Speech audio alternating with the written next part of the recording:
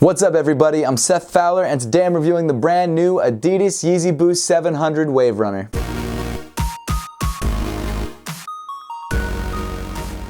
Thanks so much for tuning in today, guys. Make sure to give me a follow on Instagram and on Twitter at @RealSethFowler. But with all that being said, let's get into it. A few months ago, images leaked of a shoe that divided the sneaker community right down the middle, or should I say more down like the side. And of course, the reason I say that is because when images of the Yeezy 700 Wave Runner first dropped, 90% of the sneaker community called it trash. And you know what? Hey, it's still a super controversial shoe. It's not everyone's favorite. In fact, a lot of people still really don't like it. But to be honest, the hype got to a lot of people. Not only was the shoe controversial because it looked so different and didn't seem anything like any of the other Yeezys that had dropped, but also it dropped in a really weird way. As of right now, the only way to have been able to grab a Yeezy 700 Wave Runner for retail was to pre-order it on Yeezy Supply back in August. And the surprising thing was, even though it was a Yeezy, when the pre-orders dropped, it sat for like 6 hours. I made a video a couple months ago about how I pre-ordered the shoe and like 90% of the comments were just hating on the sneaker. And I get it, it's definitely an ugly duckling, but I've always kind of been into it. Before we get into the shoe itself, let's take a quick look at the box. The box is very similar to what you find on your standard Yeezy Boost 350 V2. You've got that same cardboard construction, and just like the 350s, you've got 700 written across the top of the box. It's a pull-out box on one side, just like all the rest, and then on the other side, you've got the size tag. My box also came with a fulfillment warehouse sticker, which is what I'd assume all the boxes that have shipped so far come with, because so far this is only released on YeezySupply.com, which means they're all coming from the same warehouse. So if you guys are trying to legit check a pair, just screenshot the image on your screen and compare it to whatever shoes you're looking at just to make sure it's the same. So enough with the small talk, here it is, the Adidas Yeezy Boost 700 Wave Runner. Right off the bat, the aesthetic of the shoe is completely different than just about every other Yeezy that's ever released. This shoe is heavily influenced by classic runners. It has a very bulky sort of 90s look,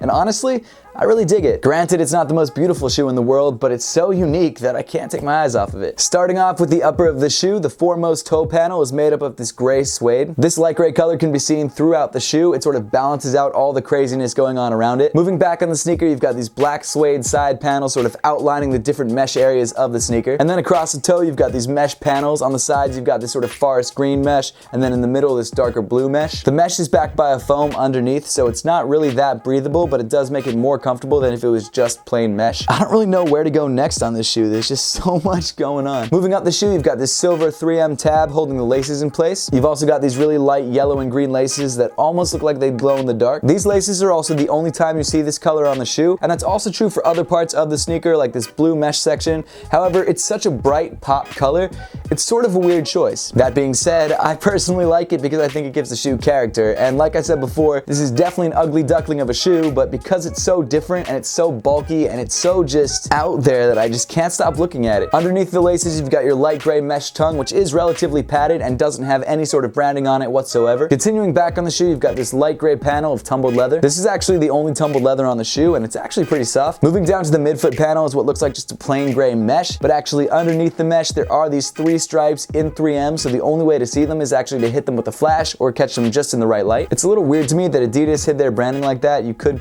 make the joke that they didn't want people to know it's an Adidas sneaker, but I don't think that's the case. But now people are gonna make that joke, so I shouldn't have even mentioned it. Inside the shoe, you've got a pretty well padded sock liner covered in light gray mesh. A really interesting design detail is that the only actual Yeezy branding on the sneaker is inside the shoe itself. There's a Yeezy patch right next to the size tag, which can only be seen when the shoe is off your feet, which I thought was kind of interesting. As for the insole, it looks like Adidas has used a very similar insole to what they've used on previous Yeezys. It's the same material that they've used in the past, this time around in light gray. One way to check if your Yeezys are legit is to check the bottom of the insole. Usually indicators are how deep the details are set into the insole or how well you can make out different shapes. That's not always the case, but it's not a bad way to check. Another interesting detail is that once you remove the insole of your shoe, there's this circle of exposed boost right underneath your heel. And I mean, obviously, if the name Yeezy Boost didn't tip you off, of course the shoe has a boost midsole. As for fit, the shoe fit me true to size, which is what I would suggest. Some people said the fit is a little bit different for them and it's closer to the V2s. I really can't say with absolute certainty because I've only ever tried the shoe in my true size, but I mean, it fit me great, so I'd say go true to size. The entire shoe is also very well padded. It definitely feels like a classic runner, or if you haven't tried any of those shoes, it feels like a skate shoe. Some people will like that bulky fit. I actually found it super comfortable, so I really dug it. Other people will hate it. It really just depends on your taste. Continuing back on the shoe, you have another black suede side panel with these 2 cutouts to this 3M material. This shoe is covered in 3M in places you wouldn't expect. It's crazy. So if you're a 3M freak, you know,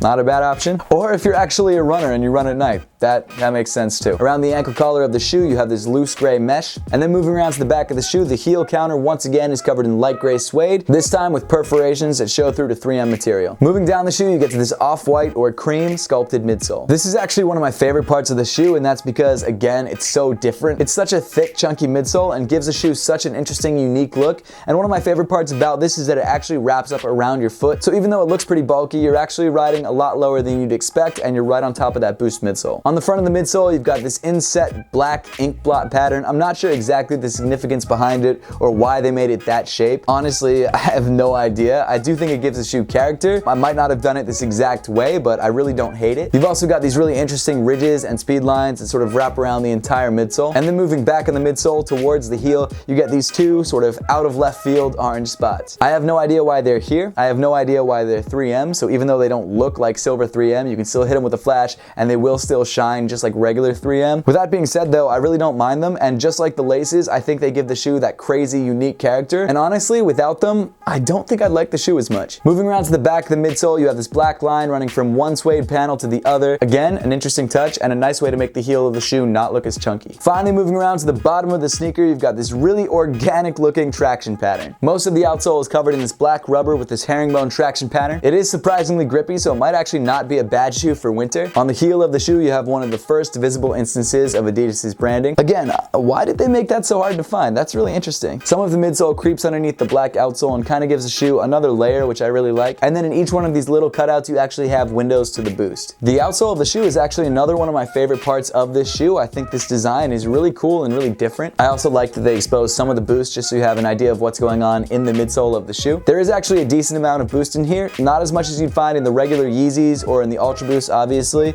but it's not bad. The midsole ride is pretty comfortable. However, I don't know if there's any Boost in the toe. I didn't really feel any at all, but obviously your toes don't really need that much cushion because most of the impact is taking place on the heel of your foot and the ball of your foot, which is where the Boost is, so you're covered. Overall, the Yeezy Boost 700 Wave Runner is a very interesting addition to the Yeezy line. This is not the design direction I saw Kanye or Adidas taking this line at all. I think it's a little out of left field, but to be honest, I like it. I've got to say, even though it's the ugly duckling of the Yeezy line, there's still something about it that I just can't take my eyes off of. As I mentioned before, these shoes released exclusively on Yeezy Supply back in August for a pre-order. I wouldn't be surprised if this same colorway releases again, possibly on Adidas.com or other retailers. I can't guarantee that. I honestly have no idea, but I wouldn't be surprised. If you're trying to grab a pair of these for yourself, you will have to pay resale, but like I said before, there's a good chance these guys will restock, or if not restock, at least come out in a different colorway. Now that we've got the review out of the way, let's throw these guys on feet and see how they look.